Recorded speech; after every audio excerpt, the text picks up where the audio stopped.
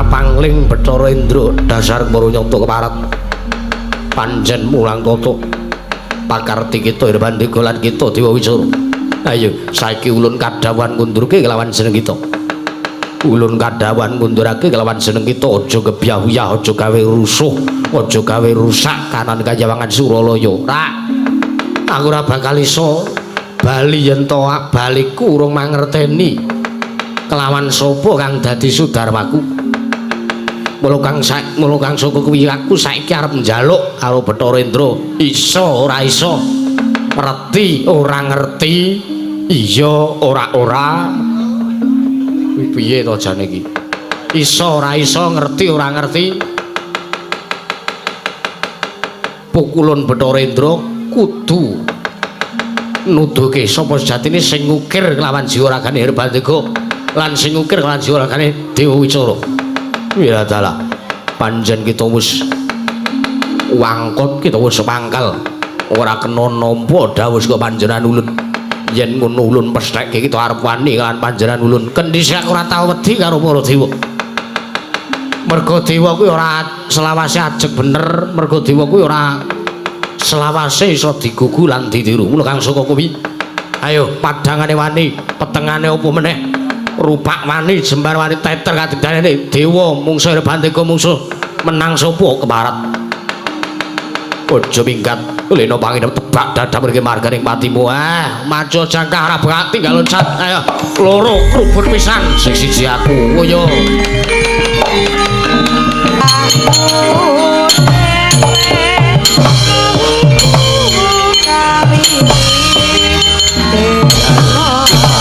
Lawan pas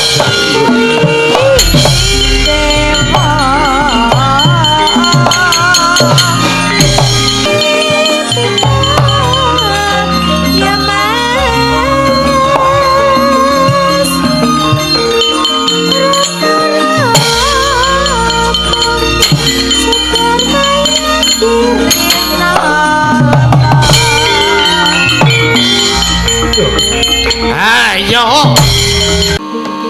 Astungara sidam singaring bawana langgeng Kakang Narada bantreng waring Di Guru. Amit sewu Kakang, nuwun sewu. Teka jengandika paring dawuh bantreng waring menika tegesipun menapa? Nuwun sewu, nuwun sewu. Bantreng menika beburon wonten ing wana. Hewan liar mawon. Nggih. Waring menika pun mestani, menika artosipun cilik. Arges bantreng cilik. Menika werdinipun sapi. Kula matur punapi. Lah kok werna-werna Adi Guru. Nggih, kados pundi punapi Adi Guru? Kakang Narada, punapi teka menika wonten lare kalih ingkang sowan wonten ing Kajawangan Suralaya, mongko menika lare ingkang bajang, teges bocah bajang. Sowan wonten ing Kajawangan Suralaya lha kok teka kula titik kula tingali kawontenanipun boten ngginakaken tata krama unggah-ungging Kajawangan Kakang. Perkenceng karo dayang wak-wak. Bobolong kali cedhe sapa sing gawe? Lho dolo. Nuwun sewu Adi Guru. Wah, lah menika kula aturi katos-atos kemawon. Nanging awit nuwun sewu.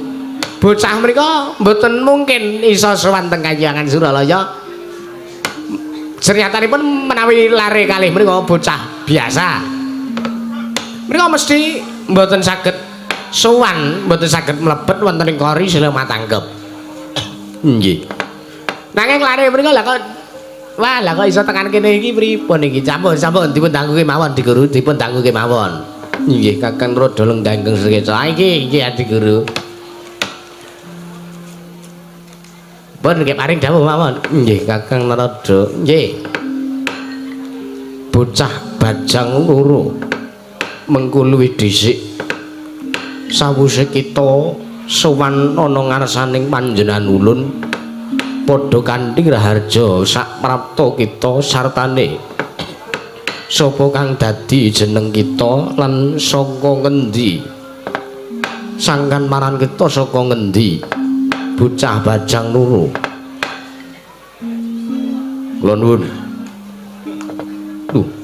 teko mboya tata krama mboya basa nek aku iso basa ngono aku wis basa wingi-wingi karo kowe Bathara Guru iya mergo ya nuwun sewu sing gedhe pangapuramu aku iki mung bocah sing ditemu eneng tengah ngalas aku adoh wong tuwa mula aku ora iso tata krama aku ora iso basa kaya wong-wong liyane sing gedhe pangapuramu ya Bathara Guru iya ora dadi ngopo sapa kang dadi aran kita takon karo aku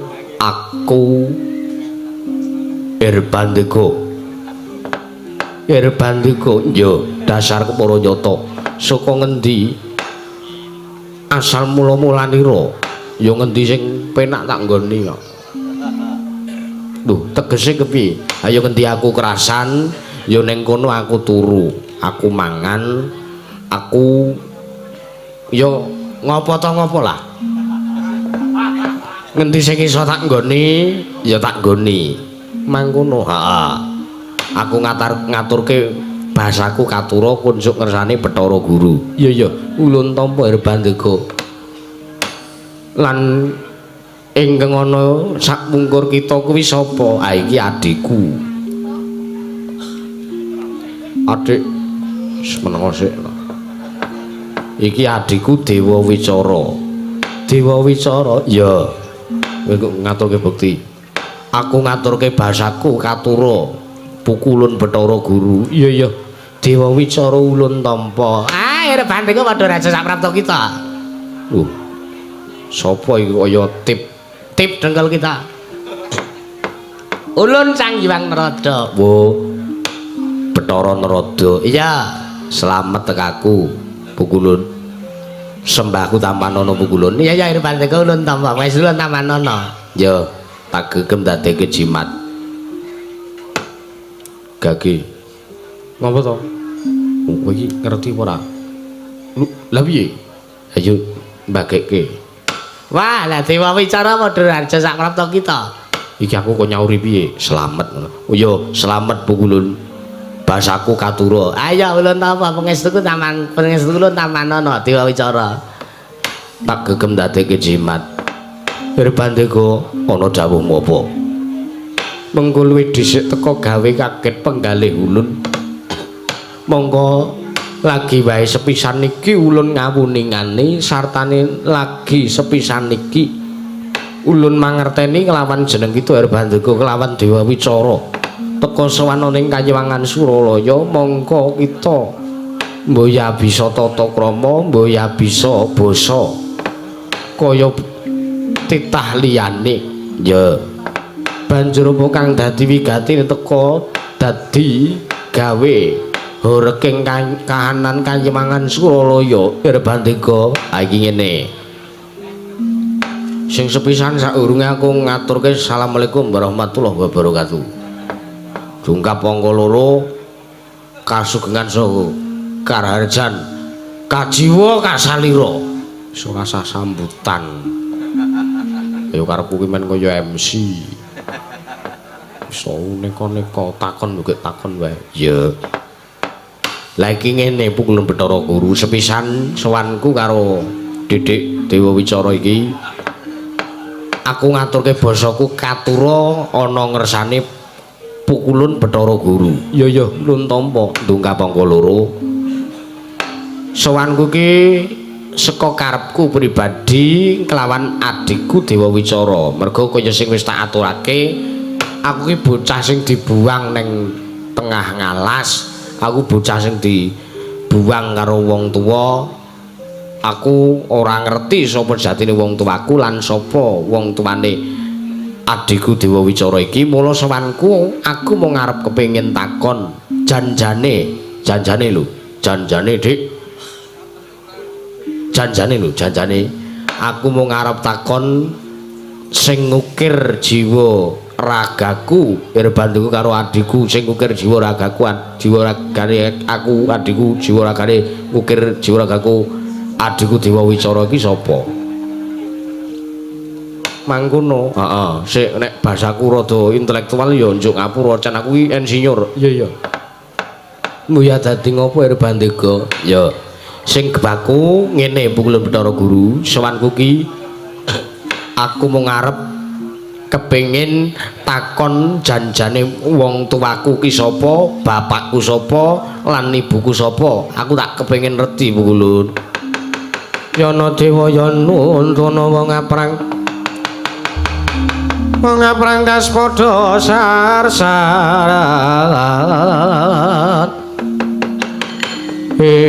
Wang wang.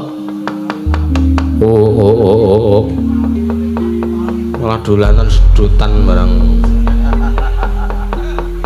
Mbok wis dolanan sedutan.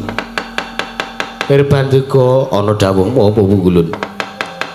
Kaget penggalih ulun bareng kita matur yen to kita goleki kelawan wong atuwa kita. Mongko ulun sejatine sayekti lagi sepisan iki ulun manuh mangerteni kelawan jeneng kita.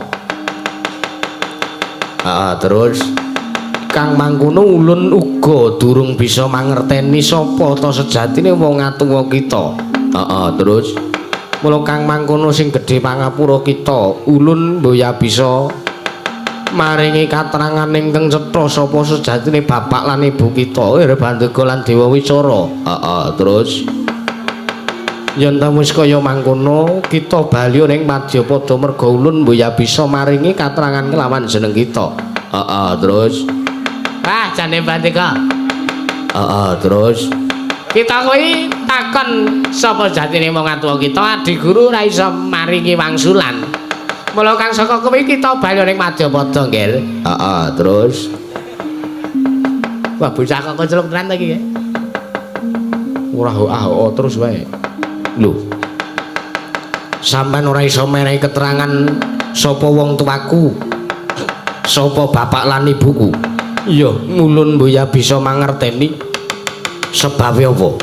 Ya mergo sangka panjenengan ulun lagi wae sepisan iki ulun manuh kelawan jeneng kita. Mula ulun durung bisa mangerteni sartane durung tepung sapa kang dadi wong atuwa kita Irbandega lan Dewa Wicara. Wilah. Ora memper ning atase jari dewa kuwi mangerteni sak mubahmu sing titah. Ora memper ing atase jari dewa ki ngerti sak laku jandrane titah. Titah mesti diapali kabeh karo dewa. Lah kok aku lara atiku.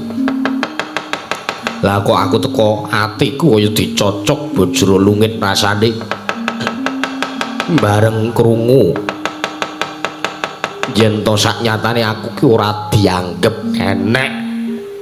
Kaya ngene tenan uripku. Aja nangis Kang. Yo ning ora apa-apa. Nek pancen Pukulun Bathara Guru ora iso menehi katerangan sing cetha sapa wong tuaku, sapa bapakku lan sapa ibuku sing ukir jiwa ragaku. Ora apa-apa ning ana syarate. Syarate apa Irbandega? Syarate ya kuwi 3 kedheping meninggal tak enteni ning ngerpat kepanasan. Peranganing Jawata kudu ana salah siji sing ngerteni sapa wong tuaku. Perangane Jawata ora ketang siji, ora ketang loro, kudu ana sing bisa mangerteni, kudu ana sing bisa pirsa sapa sejatine wong tuaku, bapak lan ibuku sapa.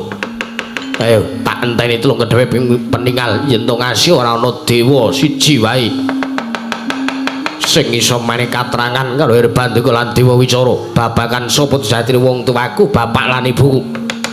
Aja takon dosa, kayangan tak amuk, kayangan nak dadake bumi angus, mbuh dadine mengko kaya ngapa aku ora weruh.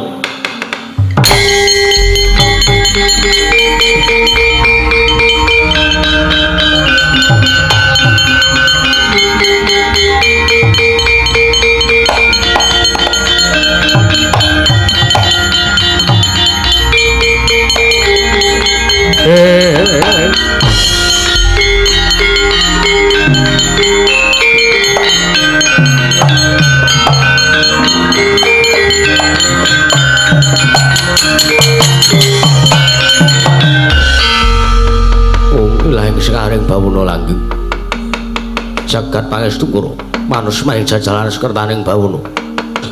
Hirbandega. Sapa iki? Ulun Bathara Indra. Kowe alah, wah sing nyekel rebab to kowe.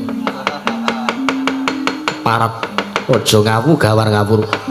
Yen to kita durung tepung lawan panjenengan ulun, wis ngerti ora sandate mene ngerti ora sandate perkenalan. Hirbandega, piye Bathara Indra? Ulun mbuyan nrimake kang dadi atur kita. Nek ora trima sareng apa? Kita kudu mendho kekarepan kita. Yen to Rama pukulun manik maya wis setha ora mangerteni. Sapa kang dadi wong atuwa kita? Ya ora ngerti, ora usah kita meksa. Peksa wae wong angel kok. Angel ya dipeksa. Lho nuwun sewu aku kira ming takon sing sak nyatane. Lah nek ora iso ki saru ning atase nalindraning para dewa, dewaning para dewa. Dewa ki jare iso ngerti sak mobamu sing titah. Lah kowe iki tak takoni bapakku sapa, tak takoni ibuku sapa, lah kok ora ro dewa piye to ki jane? Dewa cap apa bapakmu kuwi? Gus. Aja ngawu gawar-gawur gitu. Yen ngono enten ana ning ngerepat kepanasan. Kira tanding yuda kelawan para dewa. Yen to ngasih kita iso ngalahke para dewa nang kita. Mengko bakal bisa mangerteni sapa wong atuwa kita. Ya, titeni omonganmu ayo. Dewa Wisarya metu. Metune ndi? Malah piye to? Wis memanas rembuge dadak takon metune ndi. Repat kepanasan. Wih lah. Yo, tandani ning ngono janji ketulung kedheping meninggal. Dewa-dewa ora menehi katerangan wong tuang Kusumaja takon dosa. Kayangan Suraya Masa tamu. Ayo metu.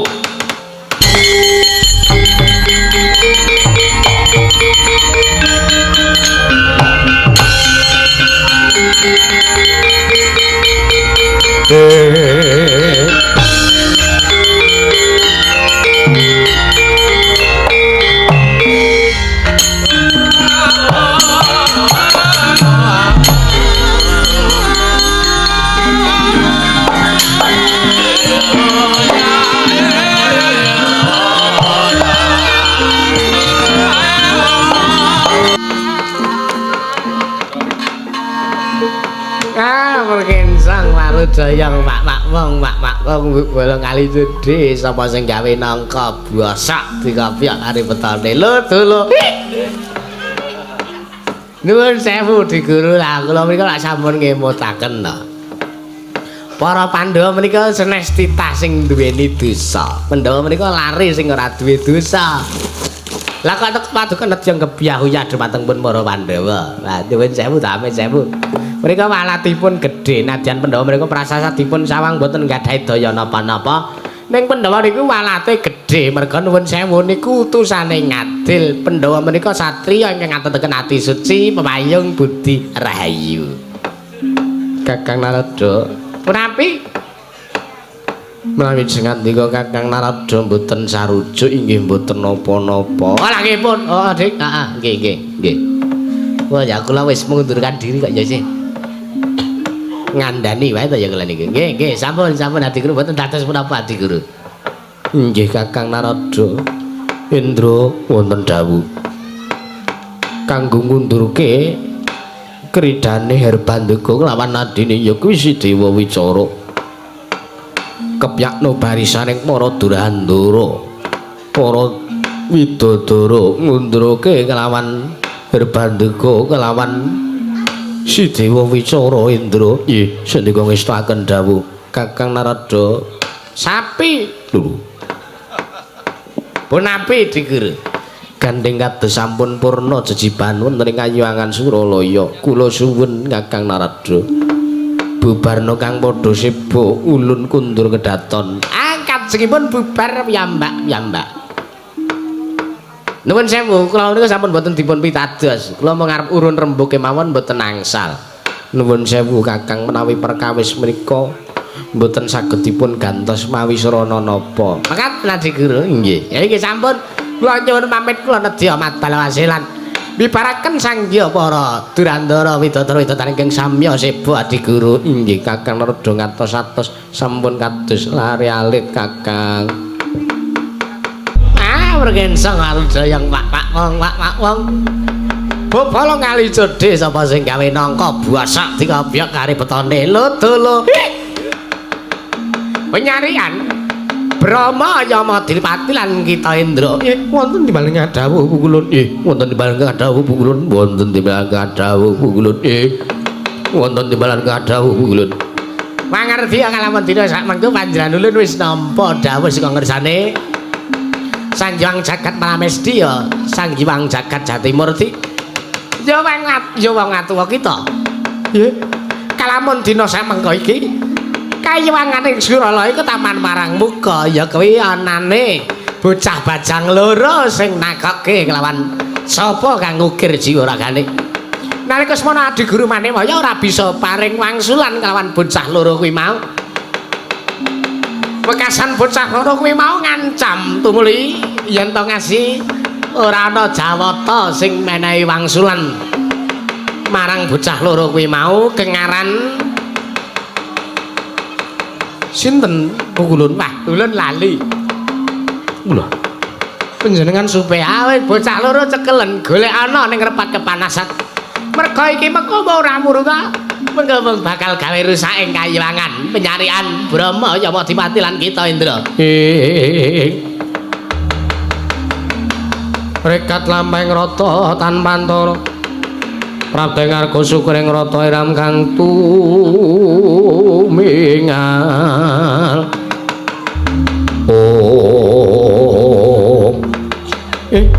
Ngestaken dawuh paduka Hyang Adi Kulun Rada.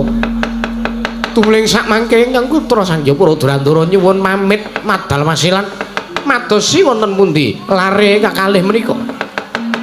Nuwun sewu Kulun. Indra kepiye? Lare kalih menika pun dewa wicara kalian Hirbandega. Ayo wajan. Hirbandega. Wis kan ada budal. Wis kan ada budal sing bangun kanan kayiwangan ning Suralaya mengko tentrem penyarian Brahma Yama Dipati lan kita Indra. Ngestaken dawuh. Ngestaken dawuh nyuwun pamit madal masilan Kulun. Sing ati-ati aja kaya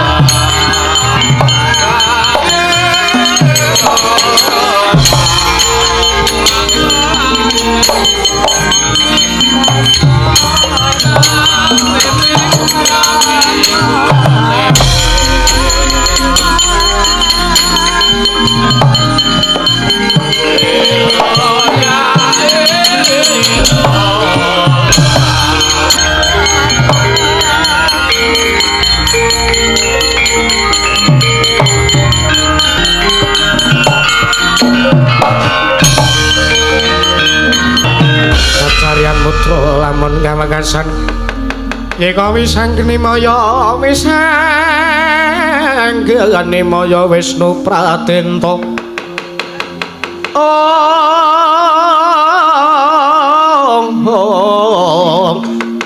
wisanggeni maya Wisnu Pratenta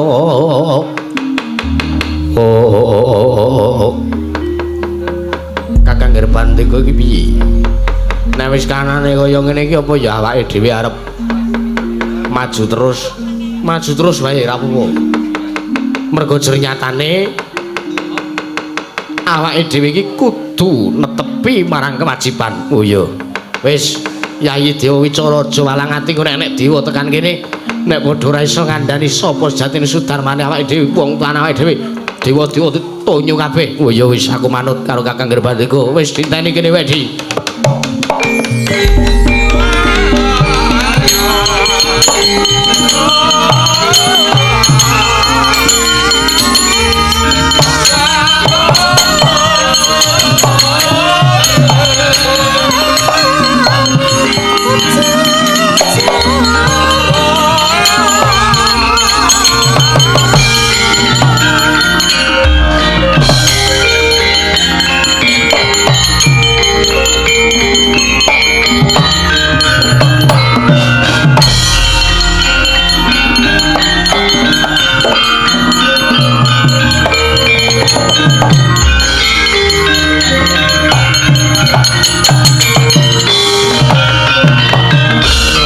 lamun katututan lamun mangsa prawira digdaya prawira digdaya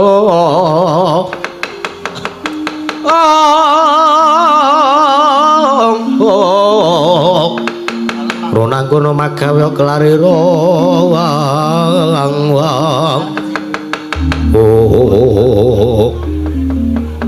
ora pangling Bathara Indra dasar Maranyata keparat panjen mulang tata pakarti kita Hirbandega lan kita Dewa Wisara ayo saiki ulun kadhawan ngundurke kelawan jeneng kita ulun kadhawan ngundurake kelawan jeneng kita aja gebyah-uyah aja gawe rusuh aja gawe rusak kanan Kajawangan Suralaya ra aku ora bakal iso bali yen to baliku urung mangerteni kelawan sapa kang dadi sudarmaku mula kang saka kuwi aku saiki arep njaluk karo Bathara Indra iso ora iso ngerti ora ngerti iya ora piye to jane iki iso ora iso ngerti ora ngerti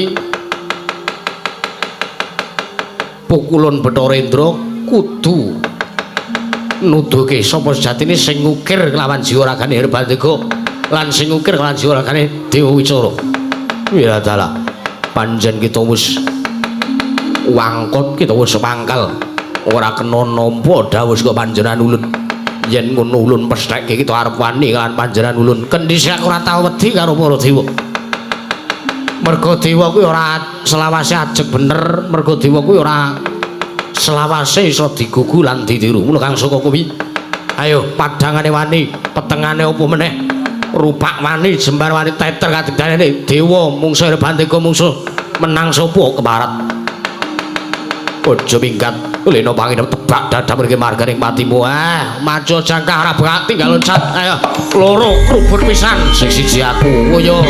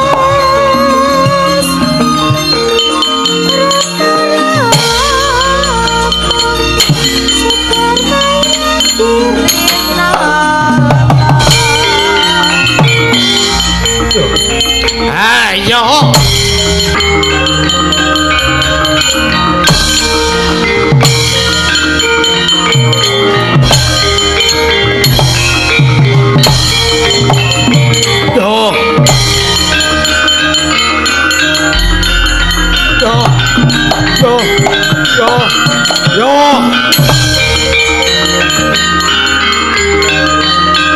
Wani wae.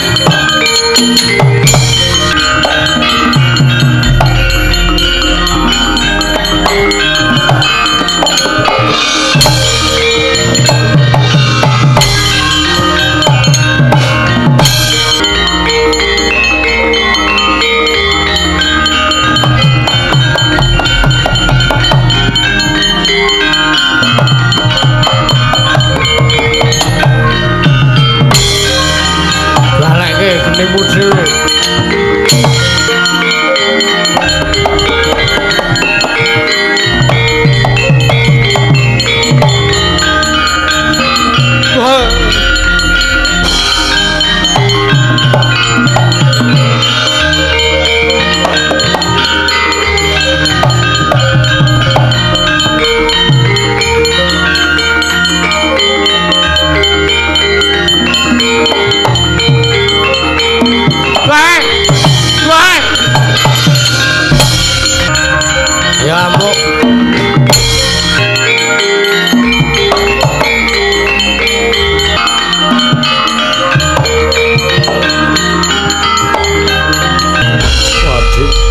Ketiwasan Kakang. Ketiwasan kepiye? Lah kok teko dadi titah bocah loro kae kok bisa mulasara, bisa ngantem karo dewa. Aji lembu sekilan ora temomo. Welah. Kok iso aku dhewe ya ora weruh. Welah. Lah kok iso dadi kaya ngono bebayane iki kanane. Welah. Aji lembu sekilan kidonge temomo. Aneng kok bocah loro kae. Aji lembu sekilan kok ora iso. Temomo ki kepiye? Ketiwasan Kakang Yamadiwati kepiye? Welah. Bocah loro tak tamani geni kok. Geni malah dibalekke. Tak uyak sedaya kenek. Wis kana. Nganti kriting-kriting rambutmu. Rambut ndi jenggot kuwi lho. Welah. Bocah loro do ora gelem leren kandhake pukulan cara. Welah.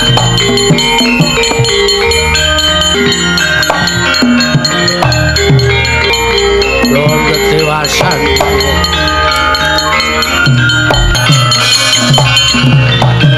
Sono dewa nandana wong epreng.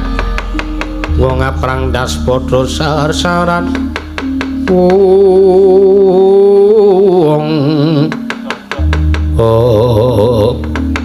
Yamadiwati melajar-melajar ana apa waduh kedewasan bukulun para dewa wonten ing Kayuwangan Suralaya bubar mawon boten kantenan.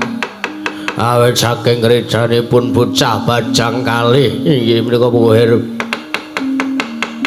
Bandekolan Dewa Wicara.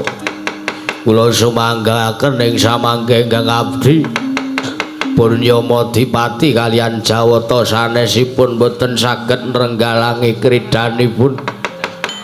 Hirbandika kaliyan Dewa Wicara pukulun miladalah Yamadiwati minggir ulun kang bakal menrajang Dewa.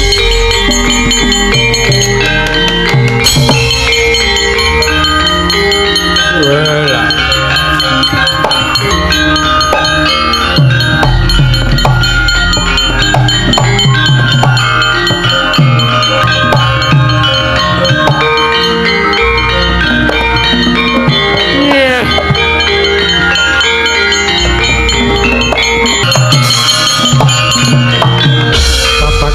Guling mungso babak bawatnya bentar monggo ngayudha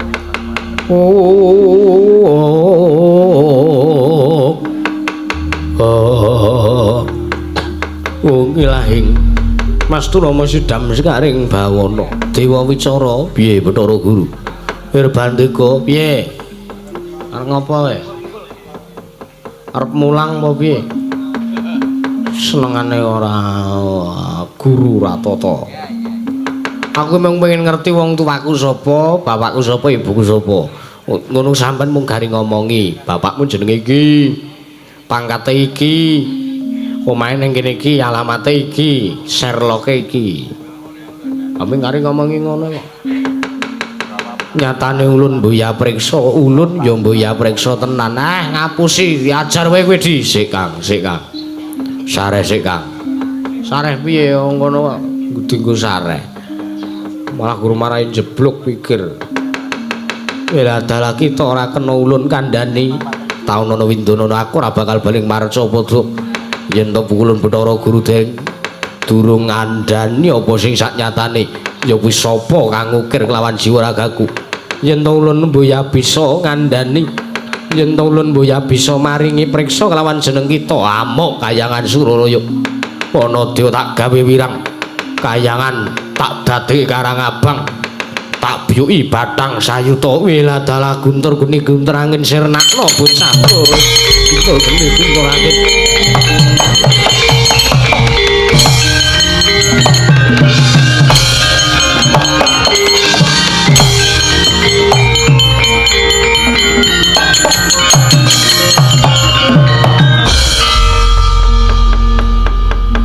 samane piye to tak kon duduhi Herbandika, ayahmu jenenge iki.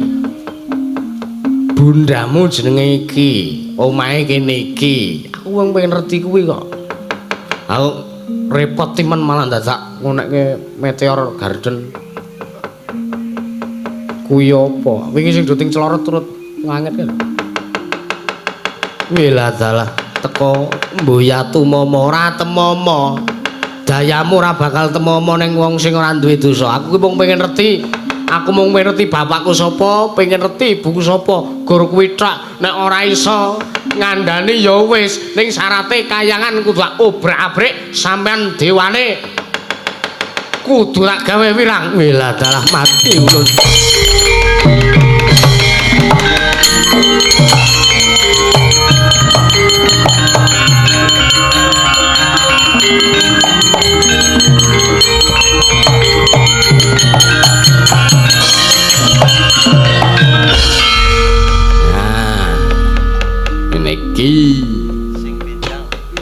Iki trike awake dhewe kok.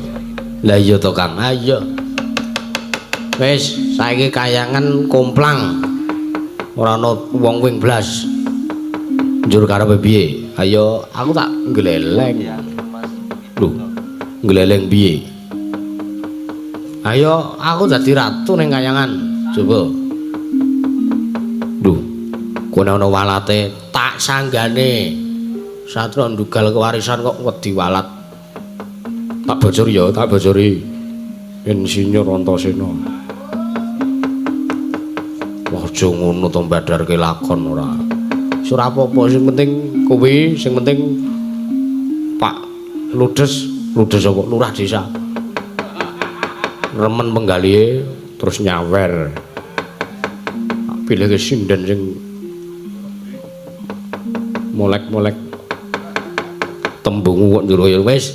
Ayo neng kayangan ndi iki kayangan iya neng endi kono kuwi pendopo apa kuwi jenenge Bale Marcukundha wis kono aku tak linggo ning Sela Kandhawaru Binangun banjur aku ayo kowe medhuna ning jagat kowe sowan ning Ndorowati yo sowan ning Ndorowati sowan Prabu Kresna aja kleru sowan Prabu Kresna wong ireng banget oh iya aku wis hafal, ayo mesti wis hafal. Aku neng kono-kono mong apa? Ayo kono mong nyekseni ya kuwi jumenengan Nalendra anyar neng kayangan jejuluk Prabu Herbandika. Ya aku iki. Ngene ana walate, tak sanggane wedi timen karo walat. Walat goreng nggo lawuh enak, gawe walang. Oh ya walang ya. Heeh. Wis ayo aku tak neng kayangan. Kowe ning Ndorowati. Oh ya wis manut karo dawuhmu Kang. Ayo wis ngono wae. Antum gawean kok ora. Yo papine teka ta.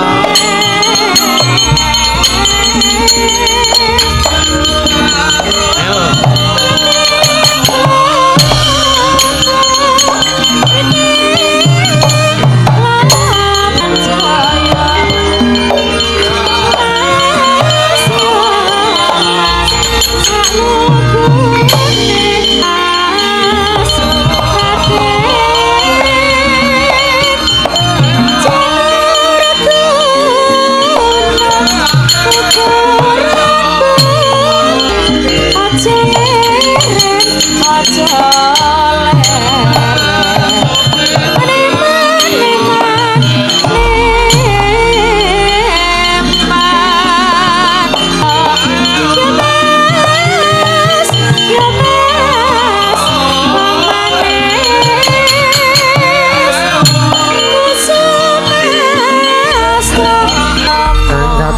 Sudama Gusti sasangka kesongan surya papanya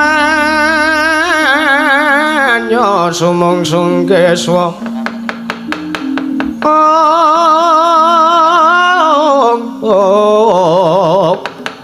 Rara sumeng sari-sari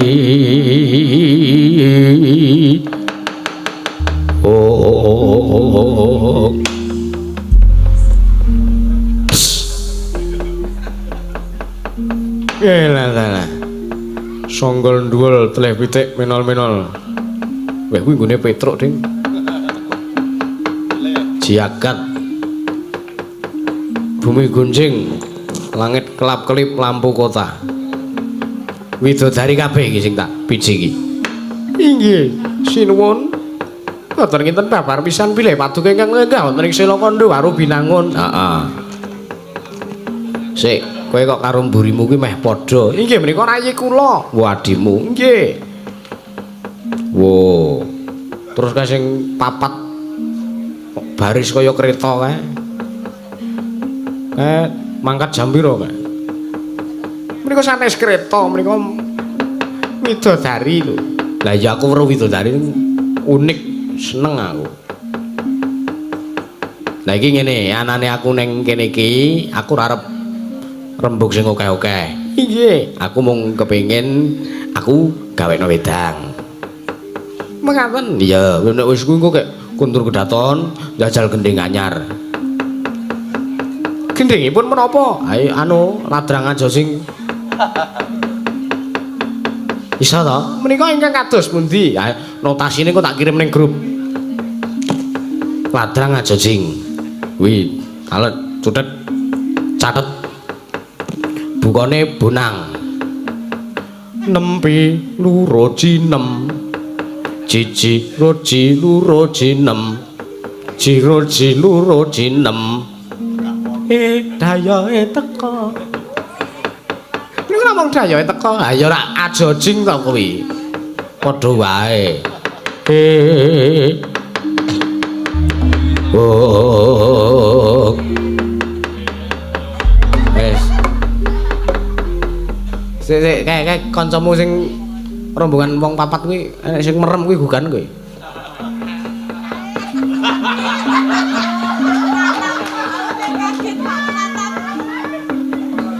Widodari kok ngantukan. Sapa kuwi jenenge kuwi? Pingang pundi? Kuwi sing tengah kuwi. Angka 2 saka kene. Menika. Heeh. Mereka pun Betari Suprih. Oh lah. Jenenge wis Suprih kok ya mula ngantukan. Terus ngarep dhewe kuwi, iki mriko pun Betari Yanti. Wo. Nek kowe iki kula pun Betari Tarni. Weh.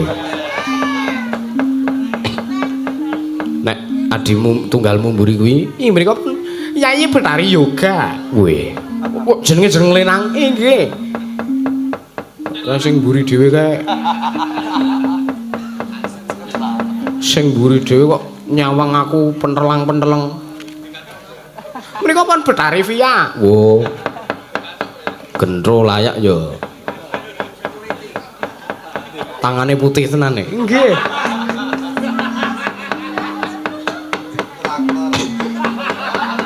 Nah, tuh ampun kados mekaten. Nah ya wis kayak iki ayo, aku tak manjing ning Karangkawi Dodaren. Diringi ladrang ajojing. Kairing srepek ngasem.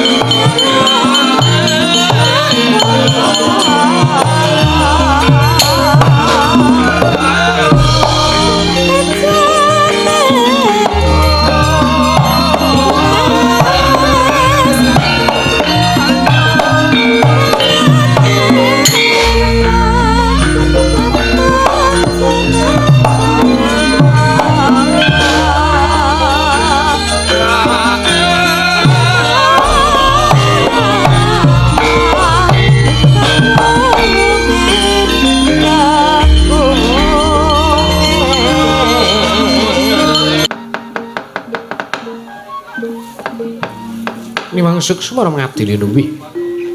Ana sasmentaning sun jagat wasisaning Bathara ung bawana langgeng Sriwidatan awrat.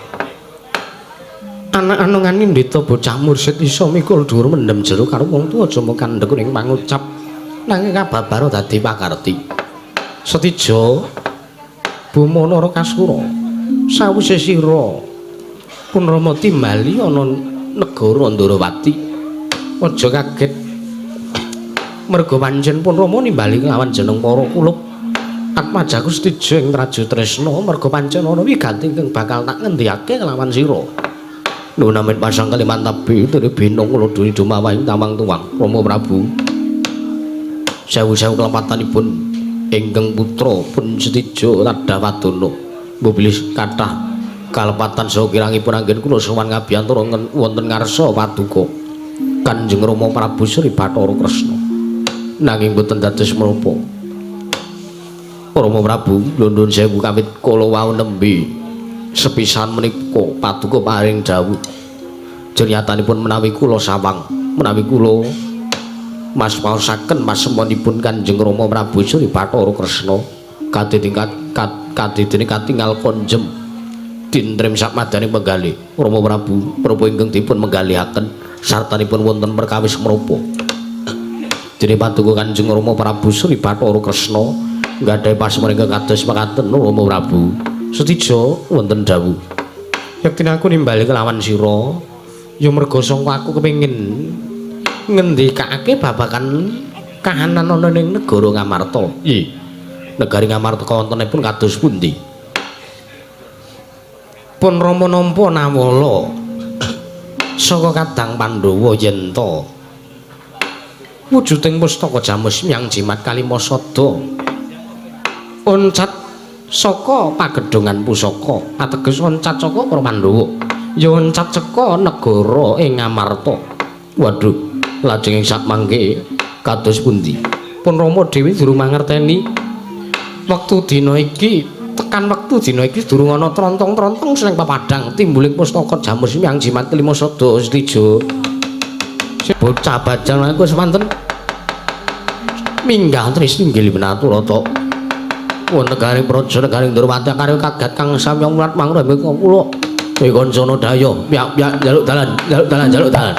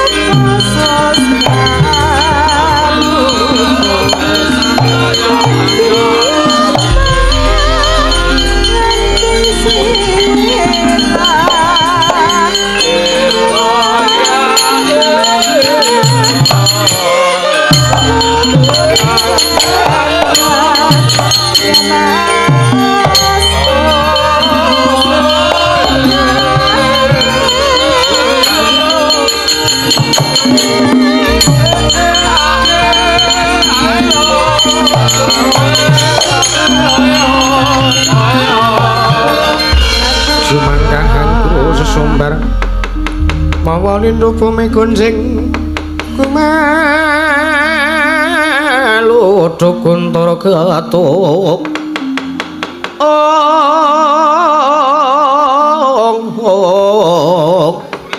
kumalu dukuntara gatuk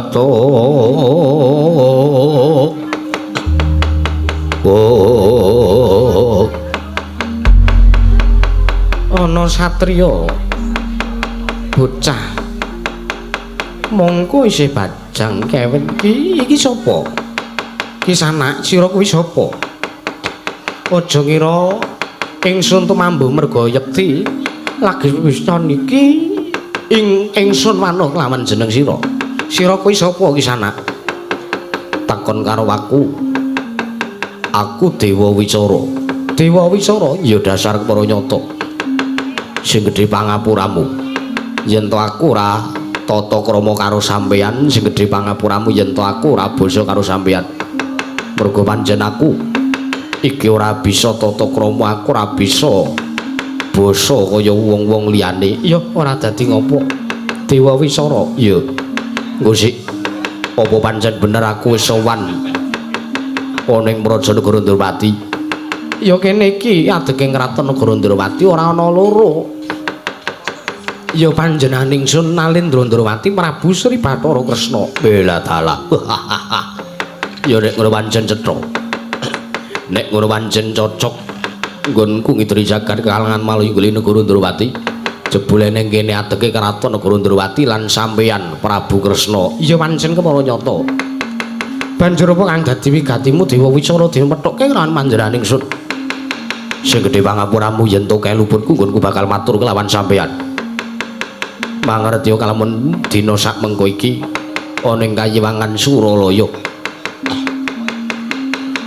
ana jumenengan Ratu Anyar ya kuwi kadangku tuwa Kakang Herbandega sing madheg Ratu Nalendra madheg Nalendra lungguh Silakanda Warubinangun ana ing Kayiwangan Suralaya mula anane wigatine aku sowan ning Prajanegara Ndrawati iki aku arep mboyong karo Prabu Kresna supayane nyekseni nggone Kakang Herbandega madheg ratu jumeneng ratu ning Kayiwangan Suralaya Prabu Kresna kowe arep tak boyong ning Kayiwangan Suralaya Prabu Kresna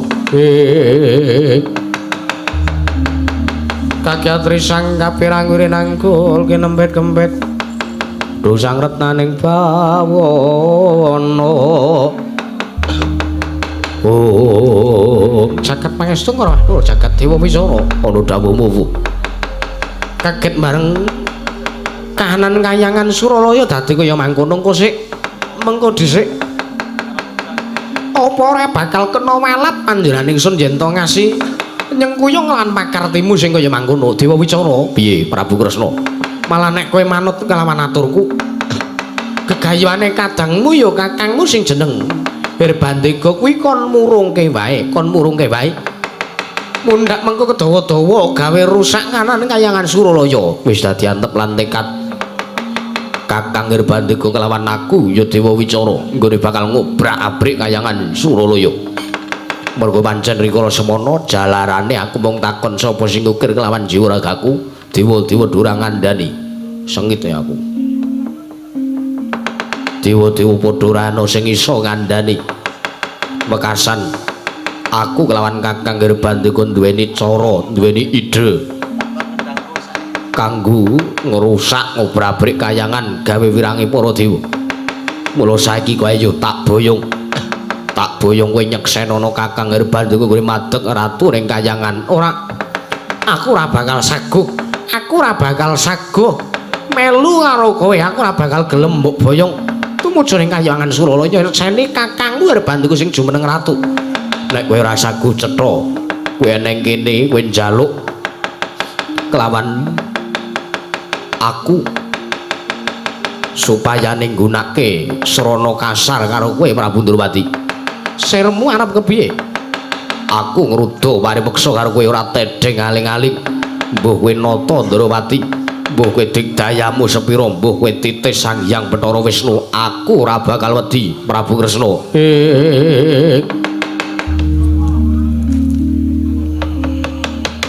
Saja muntap lir kinentap duka yayasine pi Narita kocak ngondarandin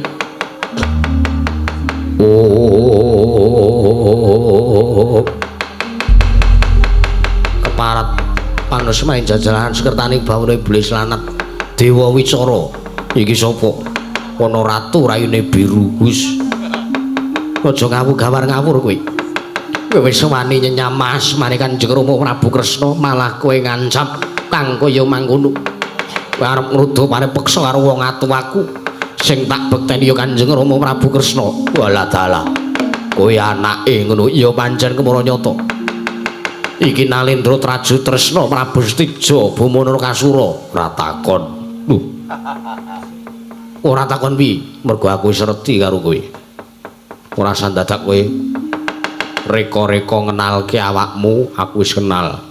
Aku wong sak jagat ngerti kabeh. Penggemarku yo akeh. Kakang Udawa, pripun nyanyi Mas?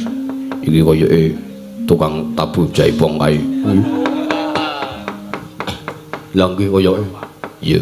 Nek niku niku nggih terkenal, ning gurutake kok ora gelem adus. Wah niku suwi banget kula entosi kamar mandi kula antri. Heeh. Lah bareng metu adus pun ora bebuang. Nanggung cara kula nggih adus sisan. Lah iya nggih. Ayo sir marpi. Saiki yen to pancen arep urda parepeksa karo Kanjeng Rama Prabu Kresna mungsuhe dudu sapa-sapa nanging ajange dadane Prabu Stija Bumur Kasura. Ayo dudu nek kene papane neter katik dayan. Nek alun-alun Grandrawati tentoke sapa sing iso ngalahke Dewa Wicara mati remuk putheng-putheng kuandamu metu njaba aja leke Prabu Stija.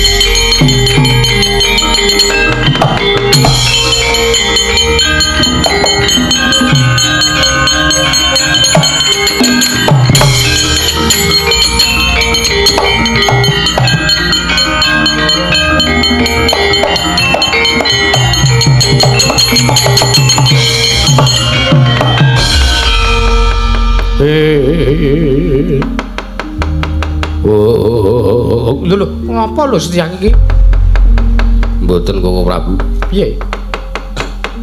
Nika pripun lha kok dadi kanane kados ngaten? Ya kowe nek ngerti kanan kaya ngono kuwi kowe ngewangono nentremke Praja Ndrawati. Oh nggih. Sing jeneng Dewa Wicara kae undurna, Kae undurna. Oh nggih, wis tak kendhawu. Udawa wonten dawuh sinuwun. Griyak-griyak Madyabala negara Ndrawati budhal kabeh kanggo ngundurke kelawan Dewa Wicara. Nggih, nyuwun pamit matur wasilan. Nyuwun pamit Koko Prabu. Setyaki budhal Udawa budhal kabeh.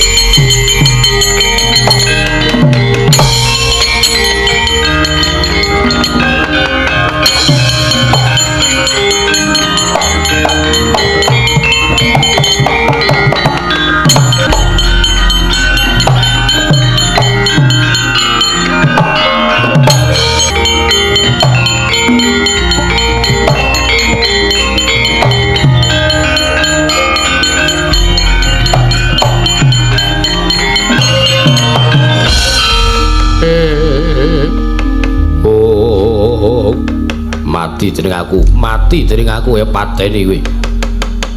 Gileng-gileng kuandamu, kramasi epek-epek, mati dening aku pecah siramu, mati idak dadamu jemblong. Kowe mati dening aku tugel gurumu, mati dening pecah siramu, remuk dadi rondo bojomu, kowe maju jangka ora bakal tinggal loncat. Iki perange kapan? Saiki sumbar wae ya. Setyaki kowe aku apal karo kowe. Ayo lenang dolenang Senopati Ndrawati mungsuh Dewa Wicara sapa sing menang genahe kowe anu aku. Ayo tanding yuda lawan Setyaki mati dening aku panggaul tayoni.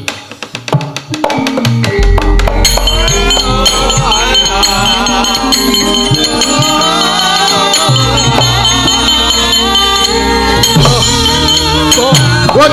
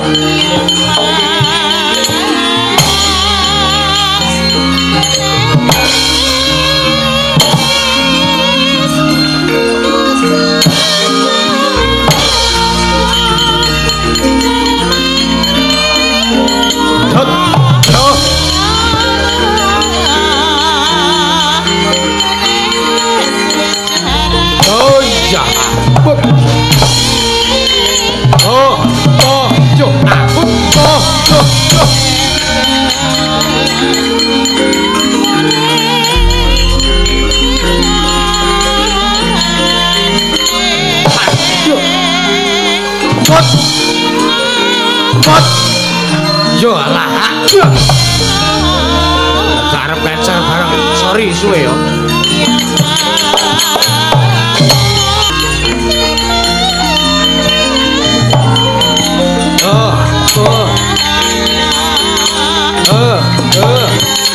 Set.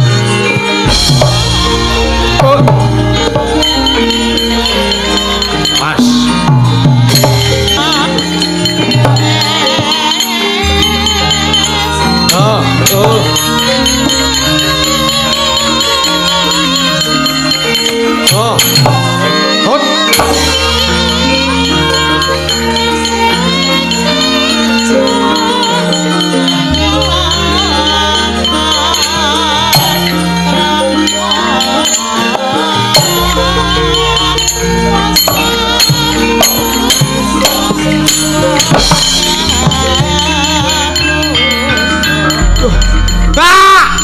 Telat.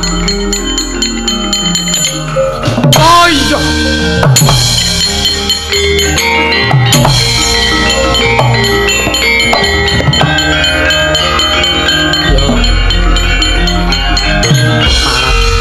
Panas maning jajalanat. Iblis lanat. Lah kok dadi kaya ngono pakarti wong Durwati. Monggo aku mung kepengin arep nyoba. Lah kok dadi kowe nenani karo aku Raden Setyaki. Ya, apa dikira aku ora iso luwih kejem saka tandang gawemu? Apa dikira aku ora iso luwih digdaya saka kowe ya? Tampanono ajiku. Ora ajur kuwandam ora rontok kuwandam aja takon jundang. Dewa Wicura mati dening aku Setyaki.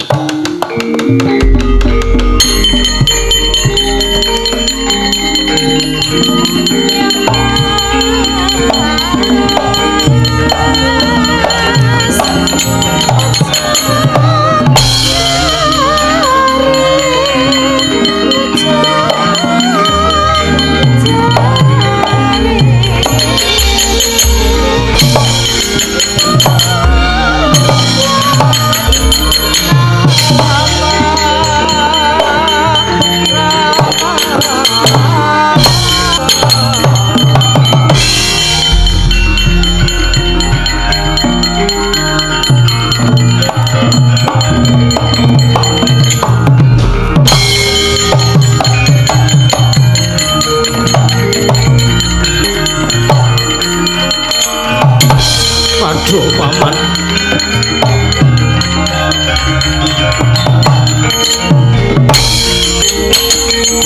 Oh.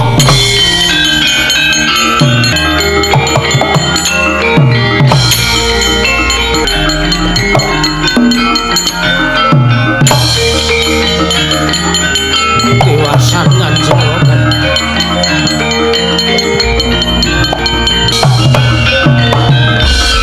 Kesot tututi lamun katututan lamun mangsa prawira digdaya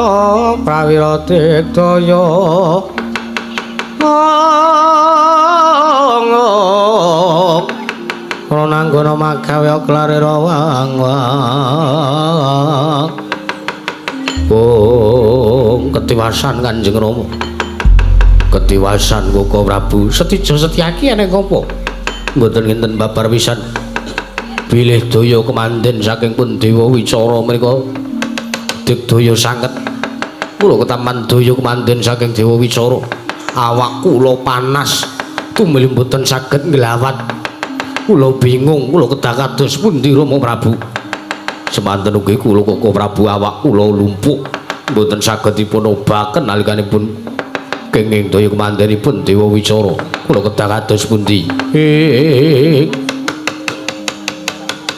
Kresna sinayeng manglung minta anaken dewek ramanira kang kumite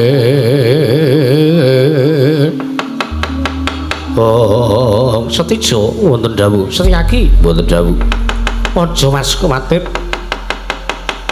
Dewa Wicara tak tamanane senjata cakra dimen kontal ora mapan ning Prajanegara Durwati. Oh iya wis taken dawuh. Sumangga Rama Prabu.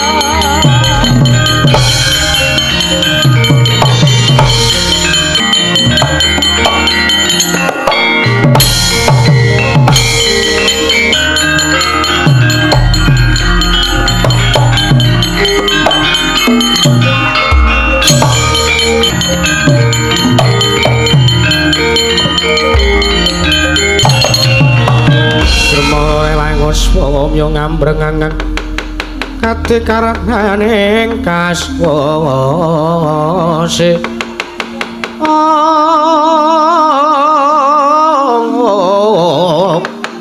yaning marga amalatku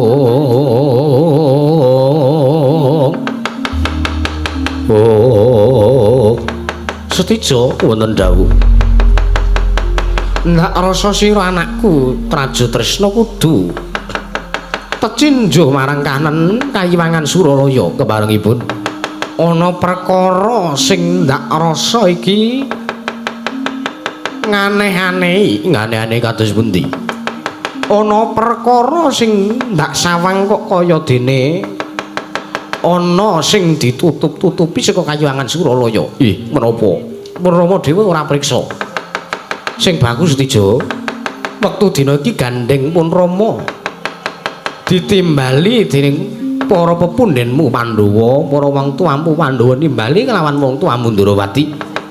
Mula kang saka kuwi aku bakal budhal ning negara Ngamarta ngrampungi perkara pustaka Jamus Klimasada. Lajeng kuling samangke kados pundi? Budhal munggah ning Kayiwangan Suralaya. Nggih. Ngestakaken dawuh nyuwun pamit madal masilan nganti aja bocah cilik. Aku bakal tumuju ning negara Ngamarta ndherekaken kelawan tindak jengkar patuh Kanjeng Rama.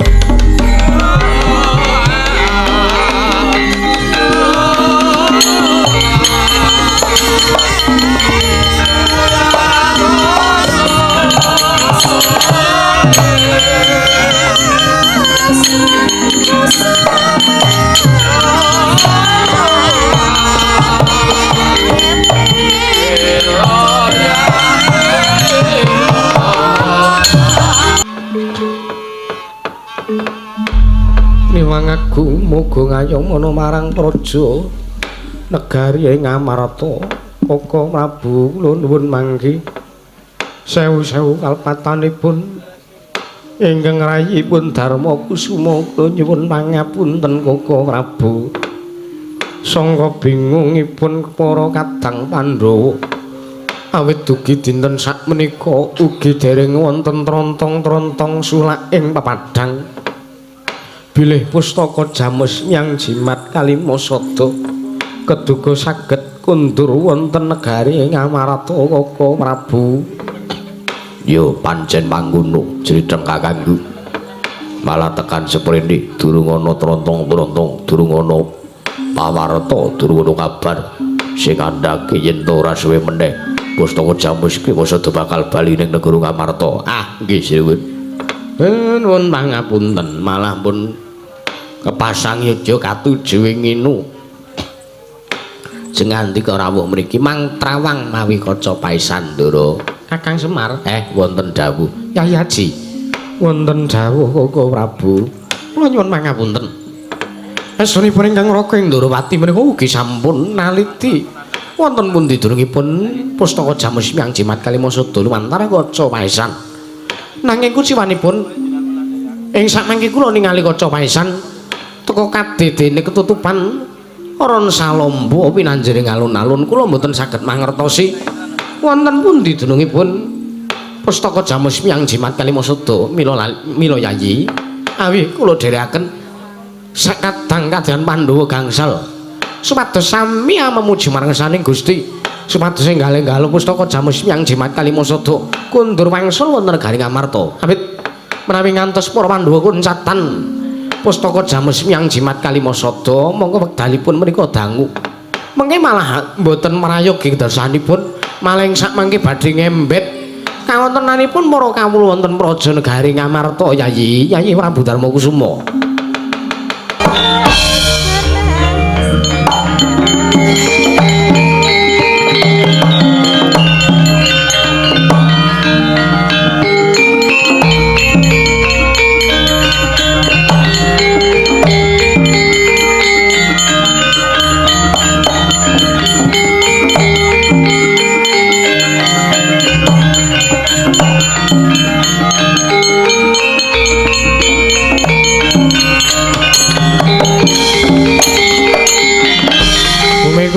langit kelap-kelap katon lir genjang lesri sang mawe gandrung sabaran katul kermo nyak mayek saking diasba dewur pukulun kula ngaturaken sembah bekti kula kunjuk pukulun kula ngaturaken sembah pukulun kula ngaturaken sembah guru kakekku ngaturke basa manik maya pe ya Darma Kusuma ulun tampa ya Arjuna ulun tampa Kresna lan Werkudara ulun tampa inggih Kakang Ismaya heeh ngapa kowe mlayu-mlayu wonten menapa pukulun rawuh wonten Praja Negari Ngamarta Puntadewa wonten paring ngadhawuh mangertya kalamun dina sak mengko iki kahanan ana ing Kayiwangan Suralaya geger sababipun kados pundi merga saka patrape bocah Bajang nalika semono ingkang ngobrak-abrik Kayiwangan takon kelawan Sudarmane ya wong atuwane lan sapa ingkang ngukir jiwa ragane sinten pukulun ingkang sampun ngrisak Kayiwangan mboyali ya mung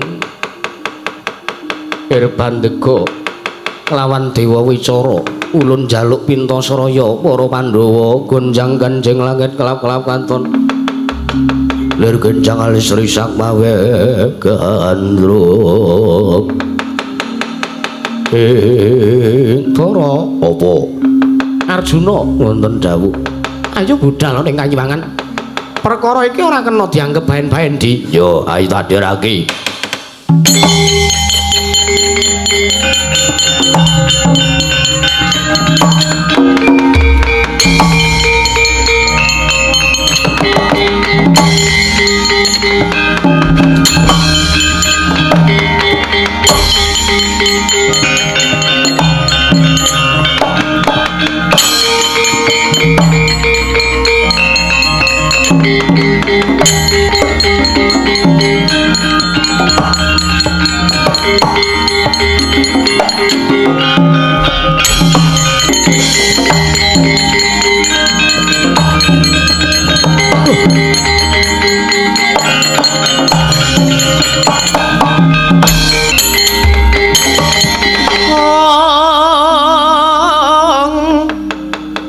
Permara remeng swamya ngambrang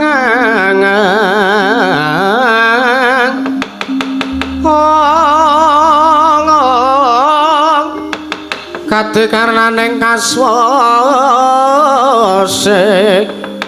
yen ning marga hamalat kung tumiring sang kandha pasrat mojo lang-lang laluhang lati surya mangrang sang wayah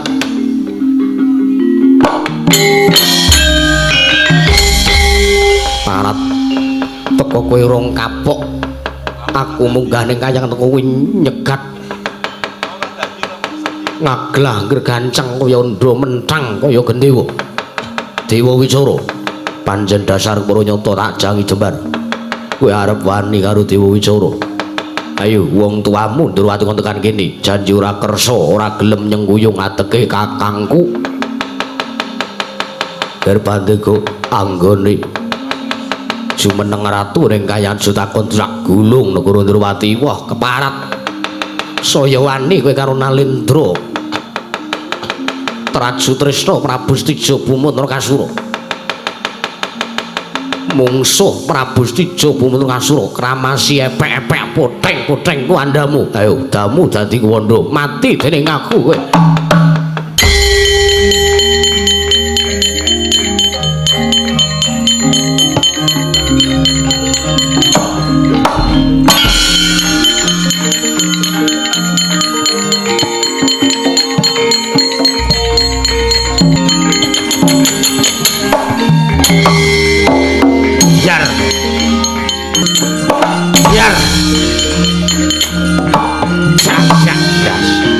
kaya ngene del del cek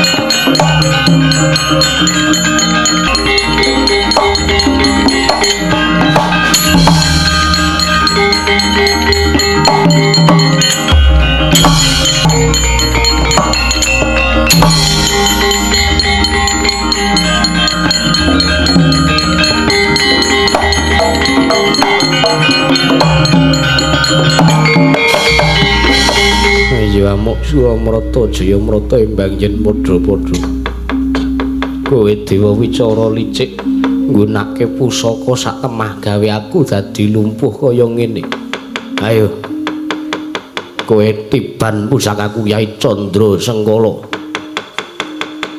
ora bisa nglawat ayo tangiyo nek pancen kowe nyata satriya ayo amuk aja mung kowe ayo ndi kadangmu tuwa sing jarit madeg ratu ning Kayiwangan ora mung kowe sing tak sirnake nanging kadangmu sing jeneng Werkudara kae bakal tak sirnake uga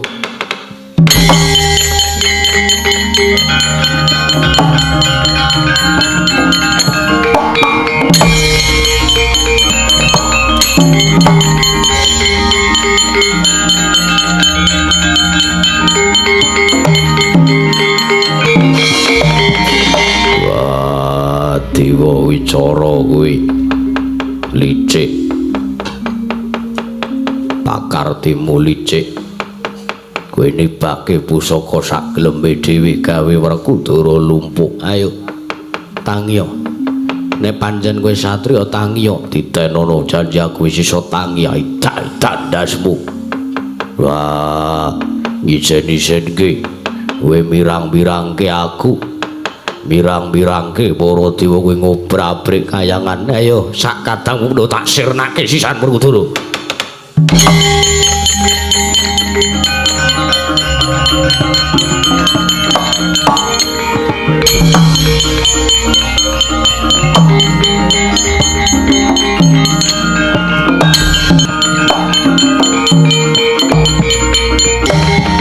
Jagat Dewa Bathara lah kok dadi kaya ngono digayane sing jeneng Dewa Wicara.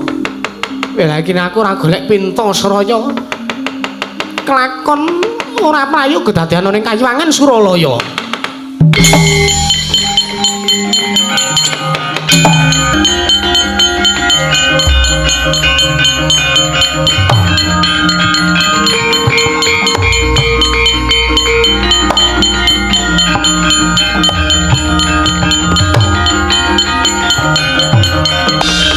Semubang yang ngaruna kadit netraning uga rapuh wong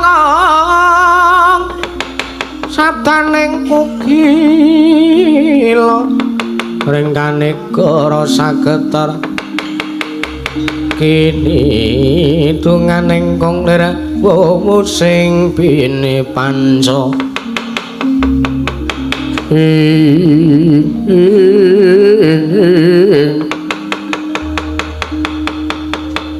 nuwun sewu menika wonten Nalendra ingkang rawuh wonten mriki nuwun sewu sinuwun jengandika menika sinten nuwun sewu Mremban teka jengandika nyegat lawan lampah kula wonten telenging alas Tribrasara mriki nuwun sewu inggih wonten mriki papan panggenan kula oh nuwun sewu papan panggenan ingkang pundi inggih mriki pertapan kula mriki jengandika mlebet wonten ing pertapan lho mengke riyen Menemban niki lak radosan niki rak dalan niki rak nang tengah dalan lho kok teka jengandika paring dawuh bene menika pertapan panjenengan Lah nggih sampun. Kula menika matur napa wonten nika.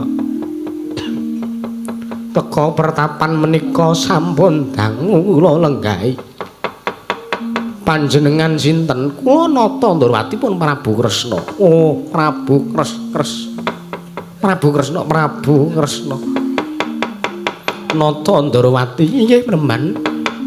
Panjenengan sinten? Inggih kula Pandhita Kelyang Kibur Kanginan gendang kebaraten ing pundi papan jedul kula nggih mriku saking dumunung kula. Ngaten nggih, mboten ning pancen estu mekaten. Iya. Sinuwun Ndrawati wonten kersa napa? Teka rawuh wonten ngriki menapa badhe betahaken kalian ningsun nuwun sewu Mbah. Kula menika nembe pados Pintasaraya awit kadang-kadang kula para Pandhawa menika sedaya kabanjut dening Ratu ingkang nedya ngrisak Kayuwangan Suralaya. Inggih menika pun Dewa Wicara. Menika ngrisak Kayuwangan menika bocah bajang kembar menika ngrebat kalenggan Kayuwangan Suralaya. Kula kedah kados pundi Panembahan? Gonjang kencing langit klap-klap katon lir kenjang alis sorisak pawe gandruwung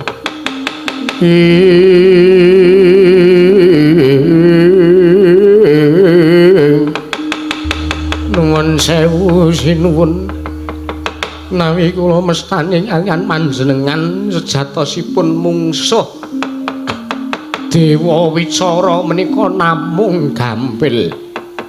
Gampilipun kados pundi? Awit kodam panjenengan kemawon ingkang dereng kiyat.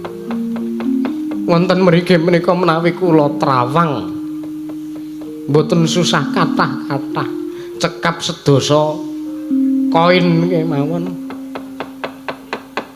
Sengandika sampun saged mangertosi menapa ingkang amping-ampingi dumateng panjenengan.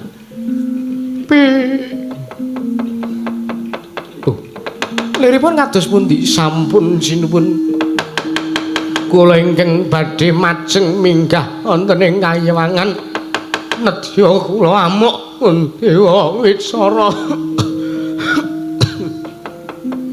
Lho mengke riyen panjenengan sampun sepuh usia menika hanyalah angka. Nek jane tenaga kula nggih isih tenaga kuda. Sampun kula aturi mas paosaken kredanipun ingkang abdi pun jajal sengara. Permara remangus swamya ngambreng kadi karonane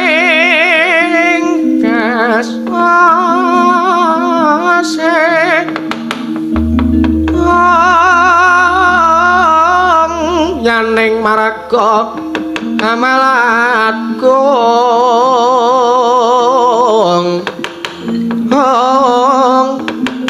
sang kanta wastrat maja leng-leng laluhan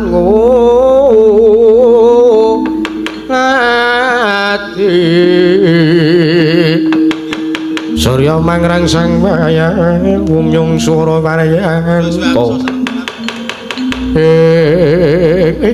kula ngaturaken manun ingkang tanpa pepindhan Dewi Paduka Panembahan jajal sengara sampun ngersa sabiyantu lan ingkang abdi punata Ndrawati sampun monggo bidhal wonten ing Kayuwangan Suralaya.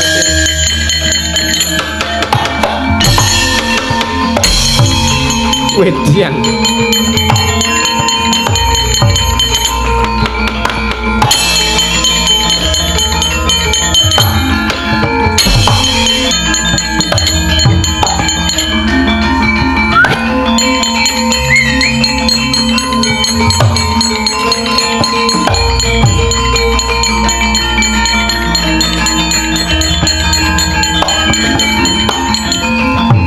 Landi to bocah iki.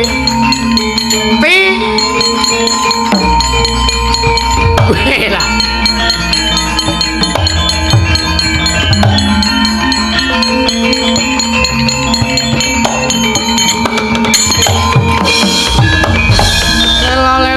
Linali saya katri yatriyas moro marang risang kadirate Radenatune wong cakra kembang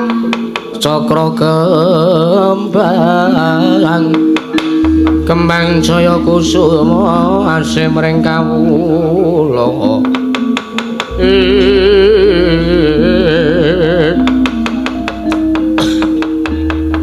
Ti wonten Jawa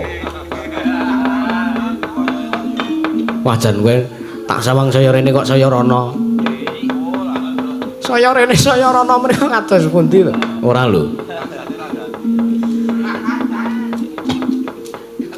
dastermu sing sak dhuwur jengkel mau Inggih sampun kula kukuti wong menika regetan kok. Wo regetan inggih.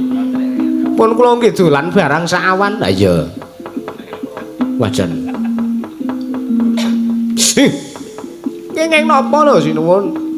Wajan apik tenan ya iki. Arep rada tuwa.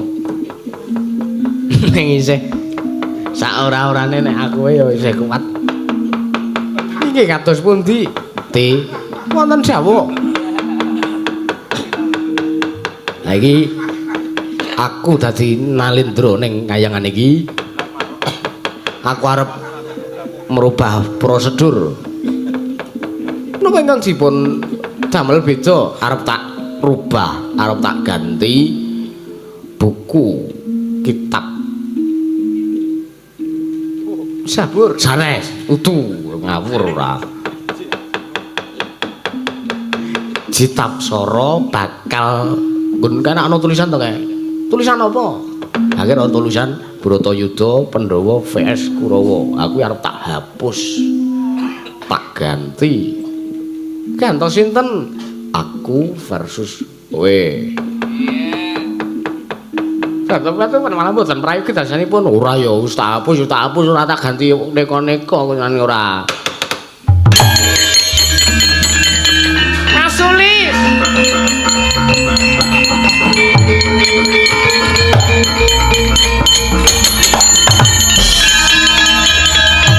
Ganjeng langit kelap-kelap katon lir kencang lesri sang mawe keandrung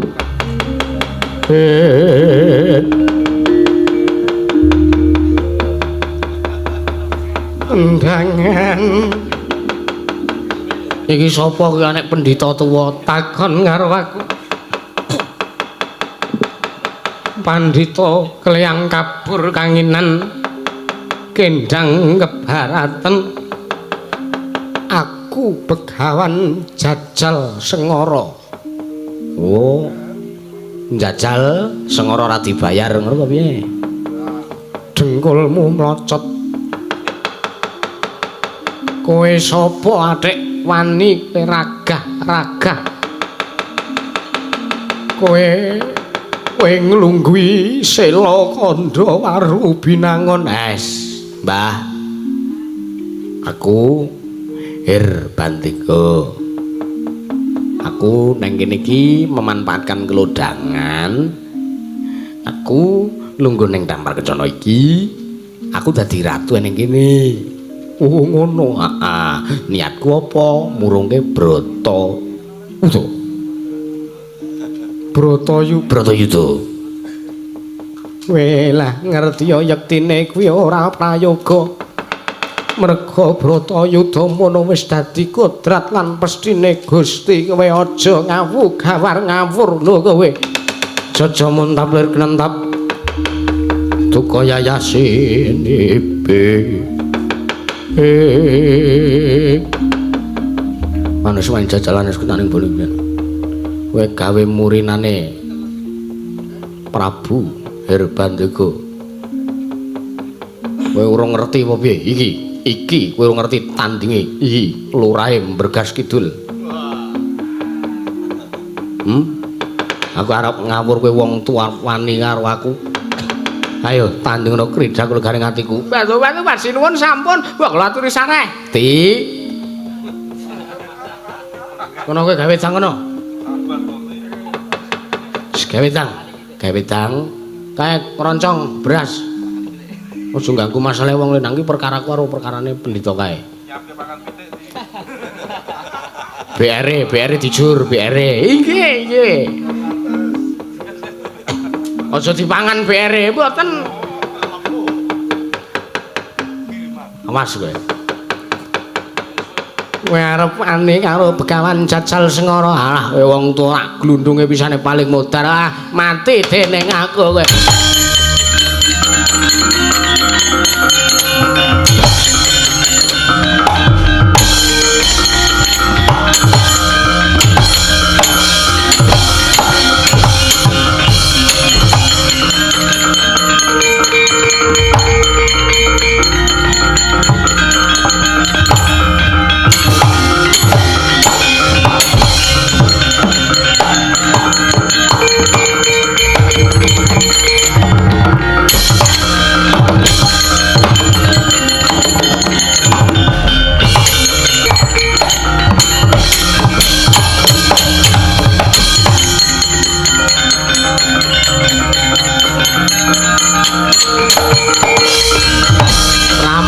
ruting Sang Begawan Jajal Sengara lan Sang Prabu Herbandega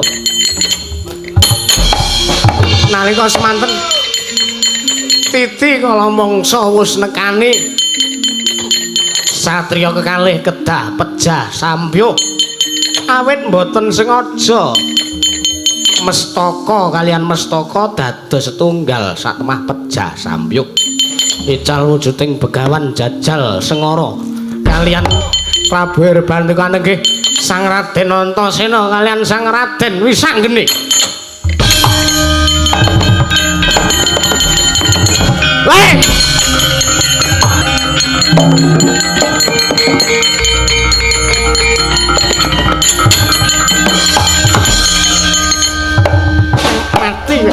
mati yo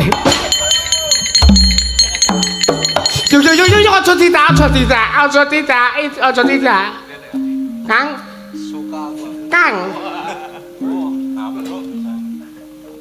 walah lorone ora jamak-jamak lha dadi pendhita tuwek barang apa aku ki nyelamet karo pawonmu ora ngene kok ora kaya ngono ora iki piye to ini ha terus iki piye pepundhen Pandhawa kepiye ha ya wis sembuh aku ora ngerti kanane kaya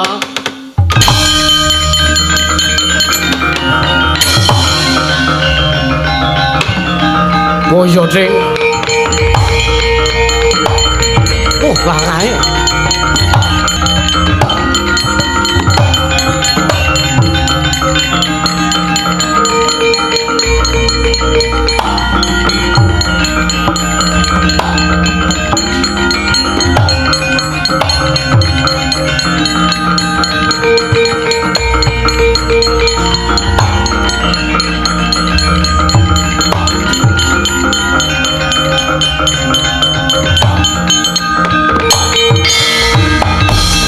sing langit kelap-kelap katon nirkencang alis risang mawe gandrung Mbah di Mbah kok mati ora kudu simbah menang kuwi lho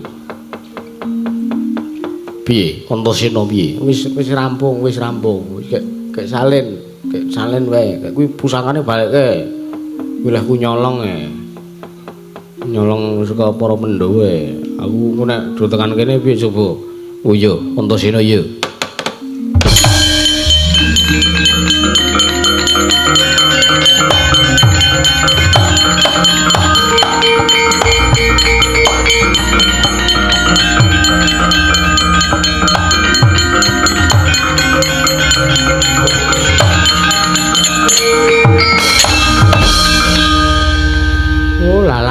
lah iya layak kok ampuhe kagila-gila lah iya to kaki wenang ngaturke basa ya kaki wenang iya Wisanggeni ulun tampa Antasena piye Mbah piye kek kakane kok kakane lah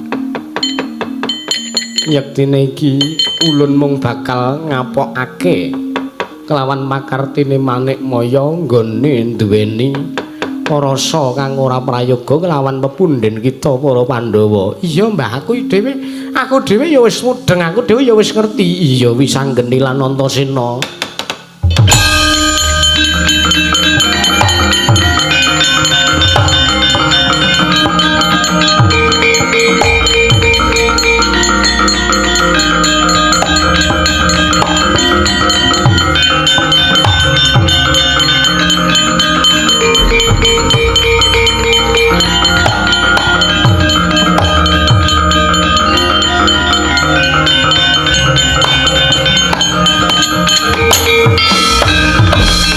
Daya nuntuna wong aprang das padha saresaran sewu-sewu kelepatan kula tadah wadana pukulun iya Manik Maya yektine ulun mung bakal kepengin ngapokake kelawan jeneng kita mangerti kalamun bocah bajang loro ingkang ngobrak-abrik kayewangan kae mau yektine panjenengan ulun kelawan Antasena. Aduh nyuwun pangapunten pukulun. Manikmaya wonten dawuh. Sangka nggone kita duweni pakarti kang kaya mangkono, satane kita ndarbe kaluputan tumrap para Pandhawa. Kita kudu bisa nebus kabeh kaluputan kita ngersane para Pandhawa. Lajeng ing sakmangke kedah kados pundi anggen kula badhe nebus pukulun. Ayo ulun kanthi ana ing kayiwangan Ngondarantir Bawana. Ulun kudu catur netra kelawan jeneng kita. Mengko ulun kang bakal ndawahake pidana kelawan jeneng kita. Aduh nyuwun pangapunten pukulun.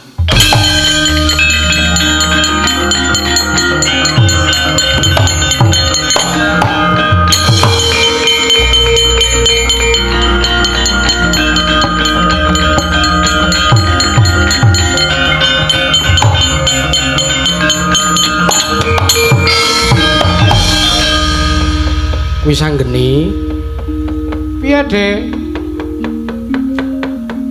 Pakde Pardi Kresna. Pakde Kresna. Iya Antasena, heeh.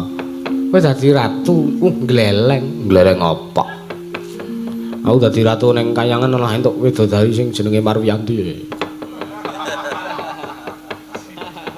Kangen aku saiki. Tak tinggal. Ayo diparani, gah. Aku nek kon seneng wegah, ning nek kon nganu wae ya gas. Aku nek kon seneng gah kok, Dik. Sorak. Aku ki bondo ya ora, rupa ya ora, wasis ya ora, gak aku ki wong lenang-lenang apa. Loh, Kakang Antasena piye ni? Rak akeh sing seneng karo kowe to, ngopo ora mbok tampa kabeh? Enggak. Emang gue cowok apaan?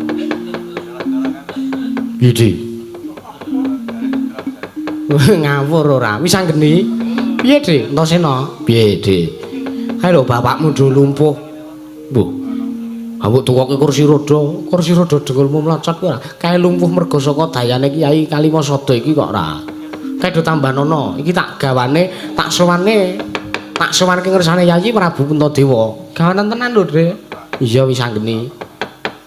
Aku melang-melang kok gak sampean Kresna palsu. Coba Kang diklothok raine, Kang. Coba wae. Oke nganggo karet, nganggo latex. Aku semelang kuwi Kresna palsu, klothokan raine iki. Klothok wae ya, Kang, klothok. Ora gawar ngawur lho kowe. Tampiban senjata cakra. Apa kowe duwe? Nyilih kowe. Iki dagelan lakon seje kok tinggo. Kakang Antasena piye? Bapakne awake dhewe ditambani. Ayo.